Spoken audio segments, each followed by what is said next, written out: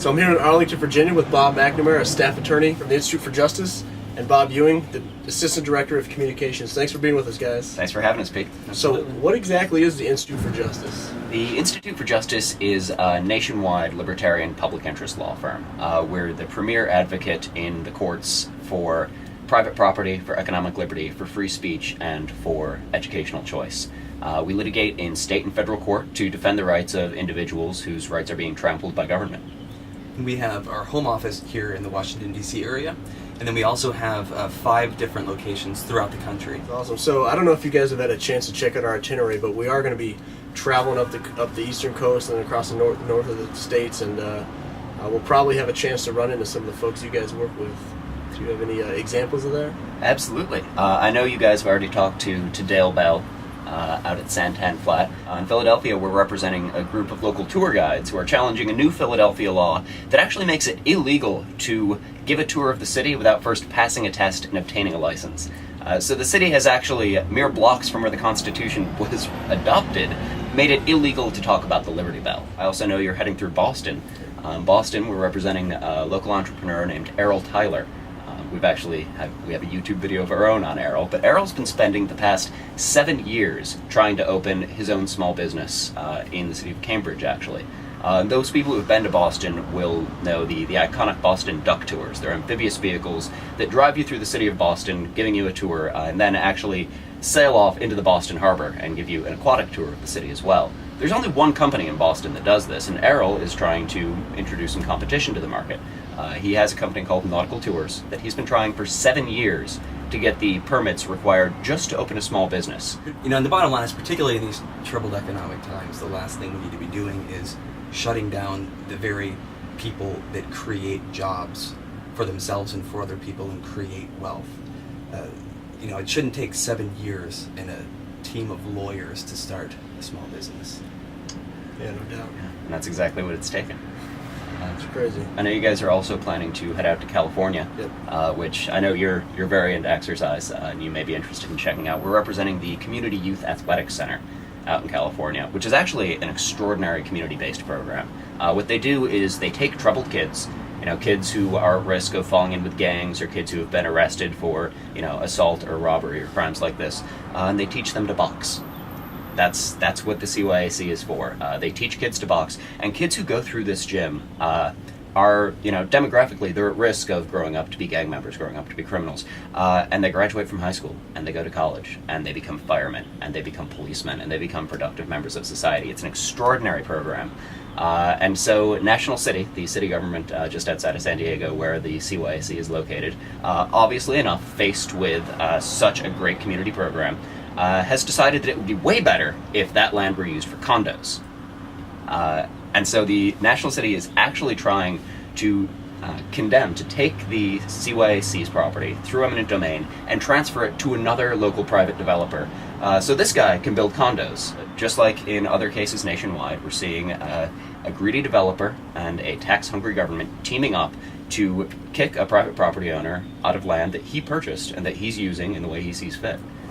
And so, nationwide, we continue to see these abuses of government power, and wherever we find them, IJ tries to step in and take a stand for the little guy. I'm glad you guys do. Could you guys maybe give a little overview of what eminent domain is for folks not too familiar with it, and if you wouldn't mind touching on your, I think it was your first case of eminent domain up in New Jersey? In New Jersey, yes. Yeah, that'd be awesome. Sure. Eminent domain is the traditional power of government to forcibly acquire property for what's called public use. And this is a horrendous power. Courts have always called it the despotic power, and for good reason. It forces someone to sell their land, what's called fair market value, which is what the government determines the property is worth. And government has used this power for centuries to build public uses, to build roads, to build hospitals and public schools, until the last 50 years or so, when government has expanded the definition of public use to include things like a higher tax base, to include things like fancy condos for richer people. Yeah, and that's about the most fundamental type of right you can talk about is just your right to your property, to own the fruits of your labor. And that's why eminent domain is so important to what we do. You just referenced our first eminent domain case, which is the case of Vera Koking, who lived in Atlantic City. And actually, in one of the greatest David and Goliath stories we've ever had, Vera is really just an adorable little old woman who wanted to keep her home and who was threatened with eminent domain so the property could actually be turned over to Donald Trump, who wanted the land to essentially have extra parking for his casino, which was located across the street. It's the first eminent domain case we took on, and it was our first eminent domain victory. That Vera, the little old woman from Atlantic City, stood up to Donald Trump, and she won. Yeah, and almost tying in with that, there's two different ways to win cases like this. You can win in court of law, as we've done all over the country, and you could also win in what we call the court of public opinion. And we say when we fight all of our cases in both courts, court of law as well as court of public opinion. And it's very important, particularly when you have these David versus Goliath battles, that you draw out the court of public opinion, that you get people on your side and do everything that you can to show what exactly is going on and to raise awareness. And sometimes we might not be successful in court of law, but we can still achieve victory in court of public opinion. One of the most successful ways that we can win in the court of public opinion is by having, people like you and people that are watching this just actually go out and do things, which is really what you're all about. And so we have, on our website, ij.org, we have all sorts of grassroots activism kits and, t-shirts like, I'm wearing Blight Me t-shirt, but, whether, what you're facing is your home being bulldozed or like an asset forfeiture violation or just your right to earn a living or whatever it might be, there's just all different types of things that you can do. And that's really important to us as an organization to help empower people all over the country to stand up for their most basic rights. You guys are obviously very smart and knowledgeable, personable, good communicators. So why are you guys using your talents at IJ? Why is this important to you guys?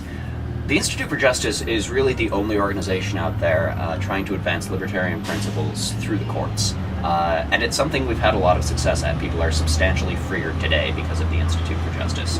That we really make a difference, not just in terms of our clients' lives, but in terms of protections everyone has for their fundamental rights. We're a radical law firm. I mean, we do things that most people say can't be done, and we try to change laws that most people say can't be changed. And that's a very idealistic vision. But we also have tangible, real-world successes. There's clients that we meet, like you hung out with Dale Bell, who's one of our clients, and we freed him from that insanely absurd dance band that he had to go through, and he got together with us and we freed him, right? And there's people like Dale all over the country that we've helped. And I worked with Dale personally on that campaign, and to be a part of that and to actually see it manifest, like that's cool. That's cool to like wake up in the morning and like where you're going and like what you're doing, and to actually see things happen and to see your idealistic vision actually manifest on a daily basis. Simply put, it's there's good laws and bad laws. I don't know if you'd agree but there are bad regulations out there, and to get rid of those and to help people when there's laws that are written that are hurting people rather than helping them, and we can step in and say we're going to use our talents to help those people and to make the world a better place. That's pretty cool. That's awesome. Well, a meeting of the Bobs. I appreciate all of you guys' hard work, and keep it up. We'll be following you guys. And well, you keep up your hard work too, Pistol Pete. You guys are doing awesome. Is it awkward that my arms are here? that's fine. That's nice.